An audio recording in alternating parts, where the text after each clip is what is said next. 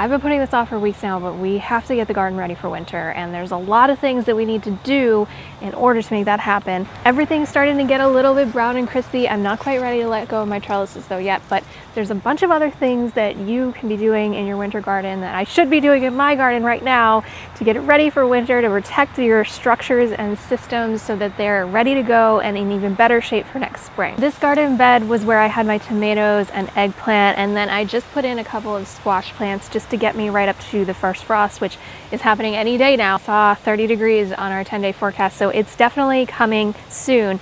And you can just tell that all of these plants, especially that I started at the very beginning of the summer, are really just done. In a regular garden bed, what I would recommend doing is chop and dropping these plants because they don't have any signs of disease. It's totally safe to let them decompose right where they were planted so that those nutrients go back into the soil. Now in this case, I've got these raised beds with the potting soil. I can't do that, so I'm actually gonna pull them out by the root, but we wanna harvest any remaining plants. And there's one other thing that we can do as we're chopping and dropping our plants to maximize our harvest, to get one more actual harvest of food off of these, even if there's no fruit on the plants themselves. Before I get into that, I'm just gonna show you really quick what you would do if you were chopping and dropping this. You wanna cut your plants into smaller sections. You don't wanna just cut it off right at the base and then drop it.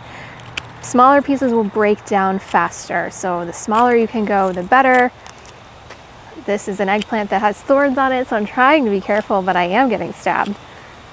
So you cut it into all these smaller pieces until you got right down to the base. That root structure will decompose underground, so there's no need to pull it out. And then you would just kind of spread this out as a decomposing mulch that you could leave on your beds all winter. These pepper plants are pretty much done producing. They've got a couple babies on them, and we'll harvest these before the first frost.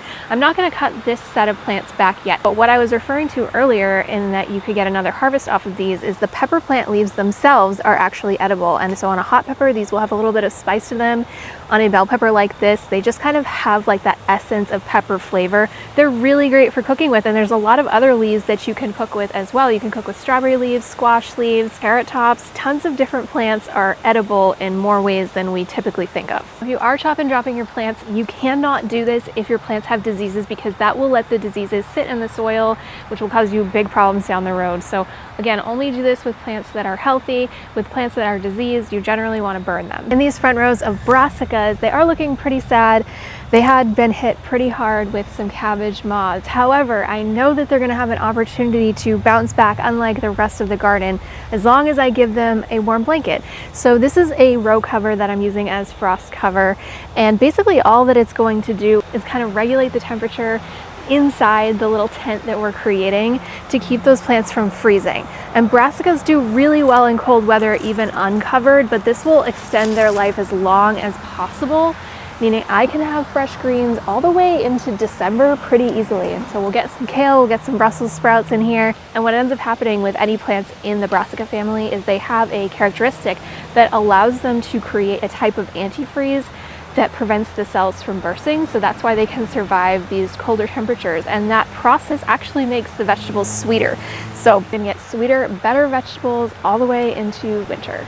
If you're anything like me, you probably go out to the garden, spend way too much time out there, get exhausted, and then when you're done, you're kind of like, I'll clean up later, and later never happens, does it? So what we want to do at this time of the year is do a quick walk around of the whole property and see if we can find any abandoned tools. This one was definitely not placed here for this purpose, and pick those up and bring them inside. They've probably already acquired some rust depending on how long you've had them out here, but at least they're better off than they would have been if you had left them out all winter. Of course, while we're on the subject of tools, there's one other important thing that we need to take care of in order to make sure our tools are ready to go for the spring. Welcome to the work zone. I know it's a little chaotic. Some of my favorite tools to use in the garden that I use almost every day are my FELCOs. I have 3 different kinds. I actually have a FELCO tattoo on my arm because I use them so much and I love them so much, and they're one of those things that I know I'm going to have for the rest of my life because I take really good care of them. And I'll do a whole video going into exactly how I take these apart. If you want, let me know, because one of the things that you want to do is actually get underneath these gears and oil them. We have this oil from FELCO that I like to use for that purpose. But if you don't want to take it apart because you're intimidated, although I promise you it's a lot easier than you think it is, you can just kind of go in here among all the moving parts and do a little drop of oil Get that in there and it'll be ready to go for spring. It's also a great time to sanitize and just brush off any dirt. So take a small alcohol swab and go over those blades so that you're not spreading any diseases from this year into next. If you only listen to one piece of advice from me for this whole video, please let it be this. Your outside spigots need to be emptied, drained, and shut off, or they could cause your pipes to burst inside your house.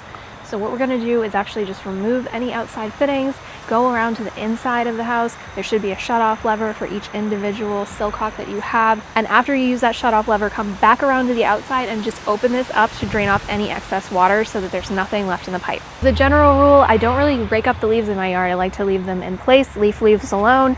But the one exception is when I actually want to make leaf mold. And leaf mold is a great soil amendment that improves soil structure. And it's something where if you have like really compacted clay soil, it's a great amendment you can add. It's really easy to make. So basically all you have to do is rake up your leaves, put them in a pile, and let it break down. It breaks down pretty fast, so by next spring you'll have a big pile of leaf mold that you can use to improve the soil structure in your beds. If you're like me, you've got arthritis, you've got chronic pain, something like this makes a huge difference. It's wicked lightweight.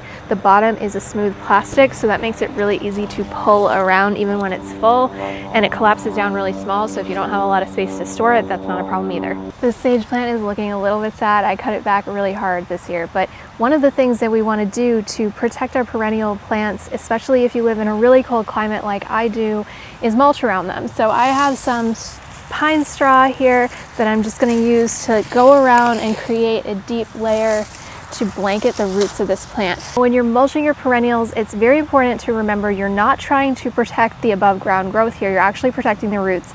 And we don't want the mulch to come up too close against the actual base of the plant itself.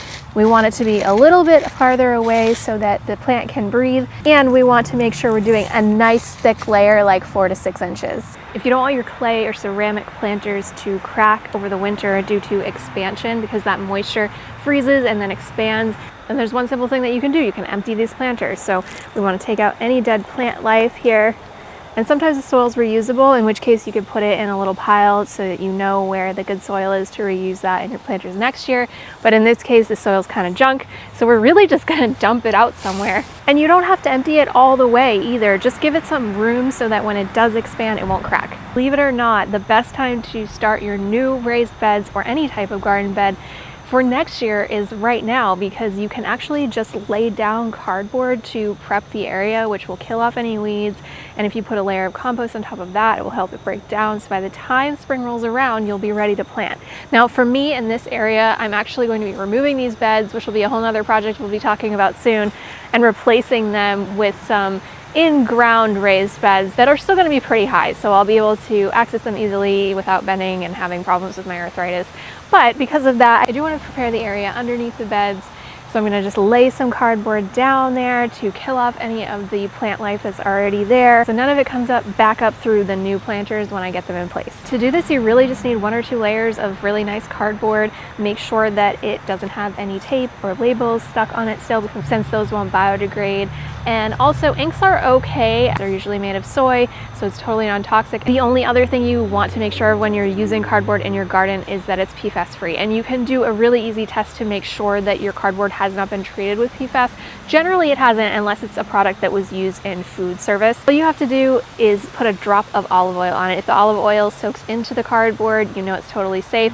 If it kind of beads up on the surface, it's best to skip that one. With all of these tips in place, our garden's in pretty good shape for the fall and for the winter. But let me know in the comments if you have any questions about preparing your garden for winter as well. I know everybody's circumstances are a little bit different, and there's a lot more we could do here, like cover crops and everything else that aren't really relevant to my situation, but I do know a lot about them. So if you have any questions, let me know. Make sure you like and subscribe, and thanks for gardening with me.